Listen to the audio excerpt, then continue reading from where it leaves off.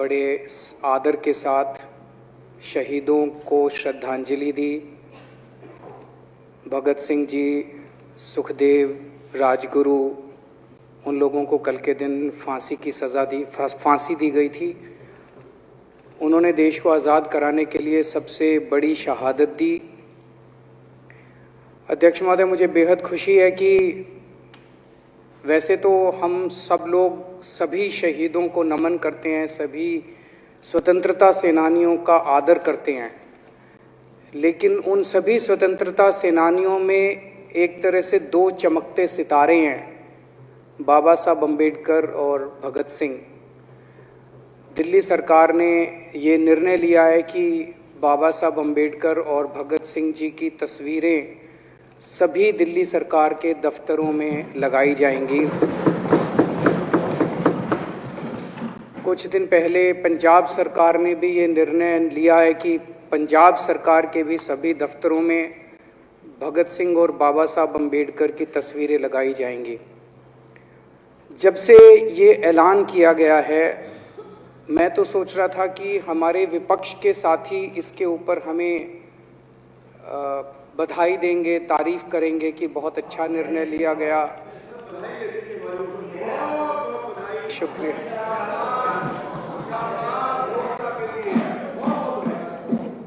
लेकिन जब से ये ऐलान किया है कि इतना, यहाँ तो कहने के लिए कह दिया, बाहर एक मिनट मेरे को पूरा, हमें इतना क्रिटिसाइज किया जा रहा है।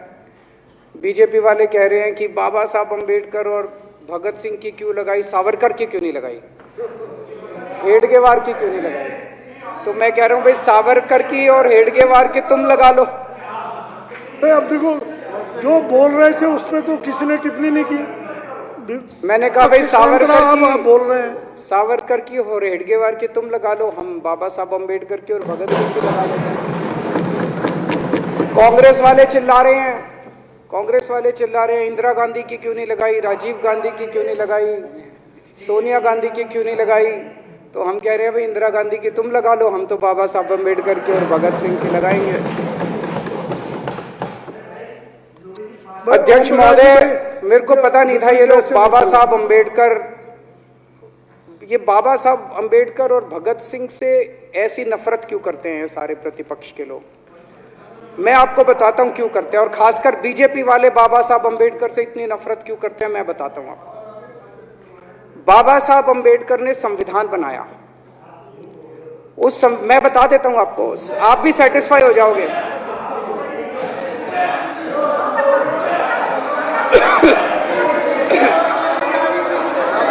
सुन के चले जाना। बाबा साहब का नाम सुनते ही वॉकआउट कर गए। बाबा साहब का नाम भी नहीं सुनना चाहते। बाबा साहब अम्बेडकर का नाम सुनते ही सुन तो लो।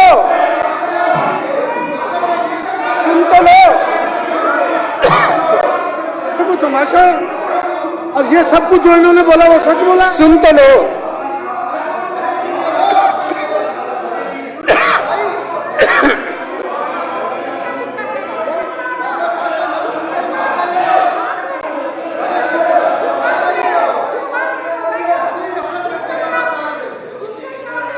बाबा साहब अम्बेडकर ने, सदस्यों से प्रार्थना कर रहा हूं, अध्यक्ष महोदय, बाबा साहब अम्बेडकर ने, मुख्यमंत्री जी बोल रहे हैं, डिस्टर्ब ना करें प्लीज।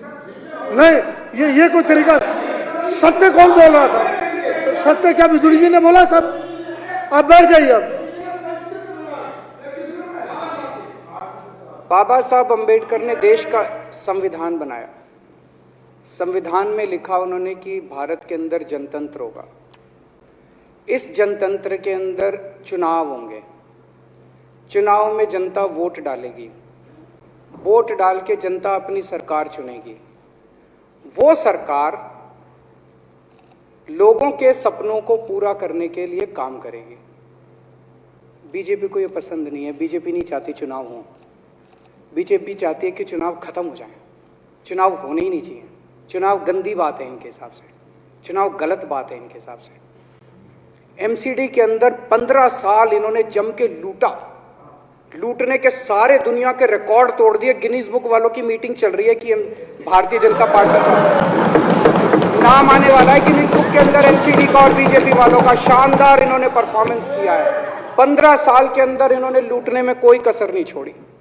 लूटने के बाद जब जनता में त्राही त्राही मच गई, लोग दुखी हो गए 15 साल के इनके शासन के बाद, और जनता ने मन बना लिया कि इस बार इनको मजा चखाएंगे और गुस्सा जाहिर करेंगे।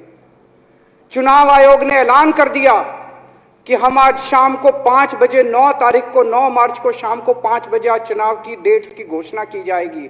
4 तारीख को प्रधानमंत्री के दफ्तर से फोन जाता है, चिट्ठी जाती है चुनाव कमिश्नर को, चुनाव रद्द कर दो। पूरी दुनिया के अंदर आज तक ऐसा नहीं होगा कि प्रधानमंत्री सीधे सीधे चुनाव कमिश्नर को फोन करके और चिट्ठी लिख के कहते हैं कि चुनाव रद्द कर दो। इसलिए ये नफरत करते हैं बाबा साहब अम्बेडकर से। ये कहते हैं बाबा साहब अम्बेडकर नहीं होता तो जनतंत्र नहीं होता इस देश के अंदर। कल एक बीजेपी का बड़ा नेता मिला, बोला जी मैंने तो अपने बीजेपी के बड़े नेताओं को बोल दिया ये चुनाव का चक्कर छोड़ो, एमसीडी में भी एनडीएमसी जैसा कर दो। मैंने कहा इसका क्या मतलब? वो बोले जैसे एनडीएमसी में चुनाव ही नहीं होते, एनडीएमसी में केंद्र सरकार नॉमिनेट कर देती है, बोले जी एमसीडी में भी यही हो जाना चाहिए। अध्यक्ष महोदय, इनका बस चलना इस देश के अंदर सारे राज्यों में और देश में चुनाव कराना बंद कर दें।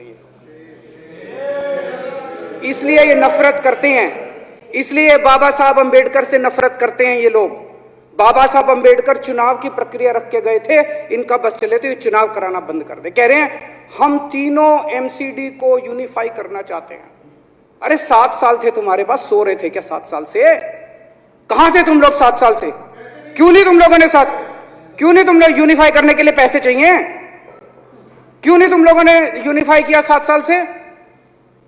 चुनाव के 1 घंटे पहले तुम लोग चिट्ठी लिख रहे हो, अब सो के जागे हो कि अब यूनिफाई करोगे। तो यूनिफाई नहीं करना, चुनाव टालने हैं क्योंकि हार रहे हैं। मेरी हाथ जोड़ के विनती है, हार जीत लगी रहती है, कभी ये पार्टी हारती है, कभी वो पार्टी हारती है, कभी आज बीजेपी हारती है, कभी आम आदमी पार्टी भी हारती है, कभी कांग्रेस हारती है। देश बड़ा है, देश की सोचो। आज आम आदमी पार्टी है, कल आम आदमी पार्टी हो सकता है ना हो। आज बीजेपी है, कल बीजेपी हो ना हो। आज केजरीवाल है, कल केजरीवाल नहीं होगा। आज मोदी जी हैं, कल मोदी जी नहीं होंगे। कोई बड़ा नहीं है, देश बड़ा है, मुल्क बड़ा है, कौम बड़ी है, समाज बड़ा है। देश को नहीं झुकने देना, देश को नहीं टूटने देना, देश को नहीं किसी भी हालत में देश पे आंच नहीं आनी चाहिए। ये लोग देश के साथ खिलवाड़ कर रहे हैं, ये लोग संविधान के साथ खिलवाड़ कह रहे हम यूनिफाई करना चाहते हैं। इन्होंने एक चिट्ठी लिख दी चुनाव आयोग को कि हम तीनों एमसीडी को यूनिफाई कर रहे हैं, इसलिए चुनाव टाल दो। चुनाव आयोग ने चुनाव टाल दिया। कल को दिसंबर में गुजरात के चुनाव हो रहे हैं। अब जनता कह रही है ये गुजरात हारेंगे। अब अगर ये गुजरात हारेंगे तो ये 10 दिन पहले चिट्ठी लिख देंगे चुनाव आयोग को कि भाई हम गुजरात को और महाराष्ट्र को एक कर रहे हैं, इसलिए गुजरात के चुनाव टाल दो। गुजरात के चुनाव टल जाएंगे। अगली बार ये लोकसभा हारेंगे, चिट्ठी लिख देंगे जी ये पार्लियामेंट्री फॉर्म ऑफ सिस्टम बड़ा खराब है, हम प्रेसिडेंशियल फॉर्म ऑफ सिस्टम ला रहे हैं, संविधान बदल रहे हैं, चुनाव टाल दो। चुनाव टल जाएंगे। ये क्या मजाक बना रखा है इन्होंने, नौटंकी कर रखी है इन्होंने। भारत जनतंत्र है, देश ये बर्दाश्त नहीं करने वाला जो इन्होंने नौटंकी कर रखी है। कहते हैं हम दुनिया की सबसे बड़ी पार्टी हैं, हम तो जी दुनिया की सबसे छोटी पार्टी हैं। फिर भी डर गए तुम लोग।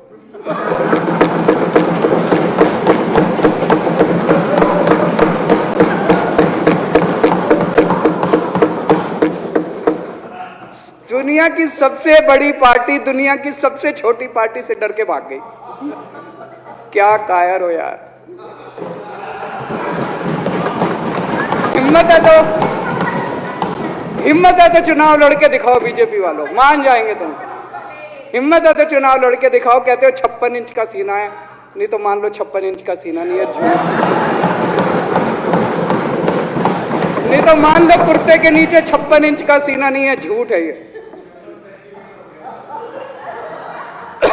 कल मैंने देखा, आपको भी बुरा लगा, मैं आपके कमरे में जब चाय पीने आया, आपने मेरे साथ अपना दुख शेयर किया कि जब एलजी साहब ने भाषण शुरू किया, ये सारे खड़े हो गए नारे लगाने।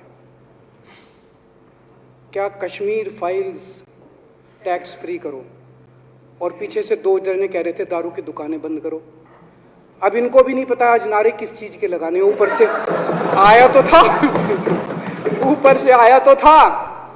तो 2 जने कह रहे थे दारू की दुकान बंद करो, आगे वाले कह रहे थे कश्मीर फाइल्स टैक्स फ्री करो, फिर दूसरे वाले ने कहा आज कश्मीर वाला नारा लगाना है। तो जैसे रैलियां होती हैं उसमें कुछ टीवी वाले माइक लगा देते हैं कि हाँ जी किस लिए आए हो, तो वो यूं यूं देखता है किस लिए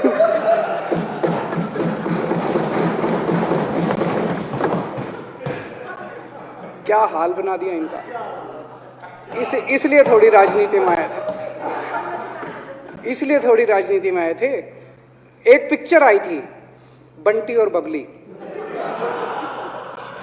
उस पिक्चर में एक सीन था, कुछ लोग एक नेता के घर के सामने जाते हैं, हमारी मांगे पूरी करो, हमारी मांगे पूरी करो। नेता बाहर आता कहता है क्या मांगे हैं, तो सारे एक दूसरे की तरफ, उनको पता ही नहीं क्या मांगे। आज सारे देश की सारी भारतीय जनता पार्टी एक पिक्चर के पोस्टर लगा रही है गली गली में जाके। पूरी सारी भारतीय जनता पार्टी देश में एक पिक्चर के पोस्टर लगा रही है। इसलिए राजनीति करने आए थे, पिक्चरों के पोस्टर। अपने बच्चों को क्या जवाब दोगे? घर जाके बच्चे पूछेंगे पापा क्या काम करते हो? पिक्चरों के पोस्टर लगाता हूं।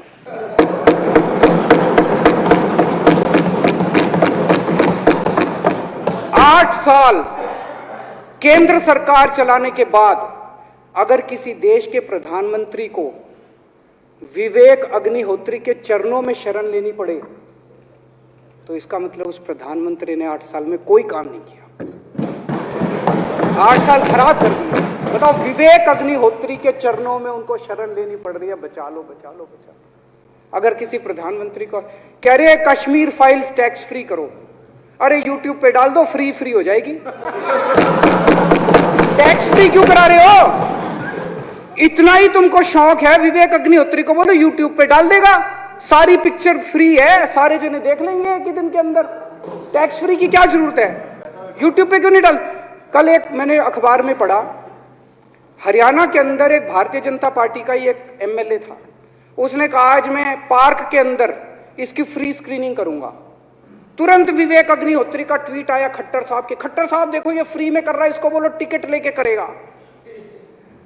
भाई साहब, कश्मीरी पंडितों के नाम पे कुछ लोग करोड़ों रुपए कमा रहे हैं और तुम लोगों को पोस्टर लगाने का काम दे दिया। आंखें खोलो, क्या कर रहे हो तुम लोग?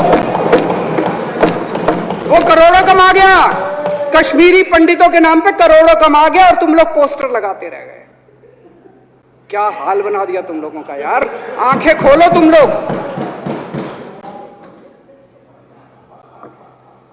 भेड़ बकरियों की तरह हाँक रखा है पूरे बीजेपी वालों को, भेड़ बकरियों की तरह हाँक रहे हैं। एक दिन बोले 3 का कृषि कानून लेके आए हैं, बहुत शानदार है, और फिर नीचे मैसेज आया भाई सारे जने तारीफ करो मोदी जी की। सारे बोले वाह मोदी जी वाह, क्या मास्टर स्ट्रोक है। और मेरे को याद है इसी सदन के अंदर इन लोगों ने उन 3 कानूनों की खूब तारीफ की थी, बोले क्या मास्टर स्ट्रोक है और क्या शानदार कानून लेके आए। 1 साल के बाद फिर आया भाई 3 कानून वापस ले लिए, बोलो फिर तारीफ करो मोदी जी की, भाई कानून बेकार थे मोदी जी। क्या इसी सदन के अंदर इन लोगों ने इतनी बेशर्मी, दिमाग पे ताला लगा रखा, इन्होंने कहा वाह मोदी जी वाह, क्या 3 कानून खराब थे आपने वापस ले लिया, देश को बचा लिया। क्या मास्टर स्ट्रोक, ये क्या हाल बना दिया आप लोगों का यार। फिर थोड़े दिन बाद बोले भाई दारू की दुकानों के खिलाफ करो, फिर सारे जने दारू की दुकान बंद करो, दारू की। अब दारू ठीक हो गई दिल्ली में, आजकल तो शोर नहीं करते तुम लोग। अब कश्मीर फाइल आ गई, पहले कृषि कानून, रोज काम दे रखा है तुमको, कुछ ना कुछ ऊपर से आ जाता है, काम दे रखा है। अब दारू की दुकानें। मेरा एक ही निवेदन है मेरे बीजेपी के साथियों से, आप तो अपने ही हो, आप तो सब अपने, मेरे छोटे भाई बड़े भाई बिदुरी साहब तो बड़े भाई है मेरे, आप तो सारे अपने हो यार। थोड़ा सा देश के बारे में सोचो यार, थोड़ा देश के बारे में सोचो। हिटलर भी जो था वो कम से कम अपने चमचों को नौकरी देता था, रोजगार देता था। इतिहास उठा के पढ़ो, उसने रोजगार तो दिया था, इन्होंने क्या दिया आपको? आपके बच्चों को नौकरी दी? आपके घर में कोई खाने पीने का इंतजाम करा? आपकी बिजली का इंतजाम करा? केजरीवाल काम आता है आपके? आपके भी घर की बिजली फ्री कर रखी है। दिल्ली के 12 लाख बच्चों को नौकरी दी है मैंने, स्कूल ठीक कर दिए, अस्पताल ठीक कर दिए। आपके घर में कोई बीमार हो, केजरीवाल दवाई पहुंचाता है, मोदी दवाई नहीं पहुंचाता। केजरीवाल काम आया। मैं बीजेपी के सारे कार्यकर्ताओं से कहना चाहता हूं, थोड़ा सा दिमाग खोलो। बीजेपी के सारे सपोर्टर्स को कहना चाहता हूं, थोड़ा सा दिमाग खोलो। ये भेड़ चाल बंद करो, भेड़ बकरियों की तरह हाँक रहे हैं ये आपको, ये सब बंद करो। दिमाग खोल के सारे जने बीजेपी छोड़ के आम आदमी पार्टी में आ जाओ।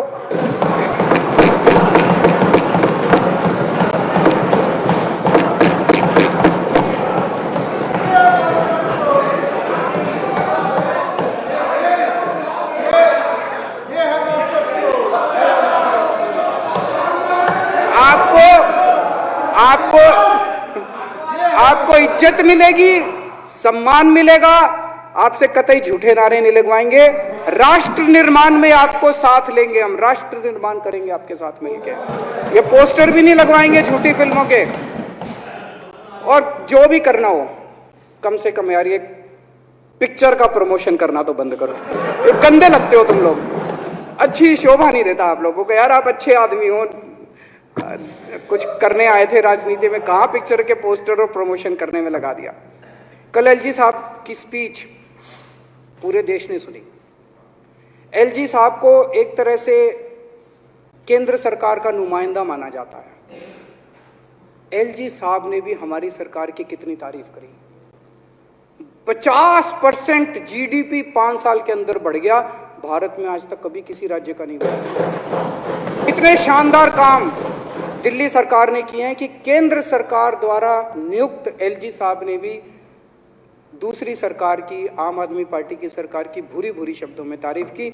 मैं एलजी साहब का बहुत बहुत शुक्रिया अदा करना चाहता हूं और इस धन्यवाद प्रस्ताव का समर्थन करता हूं।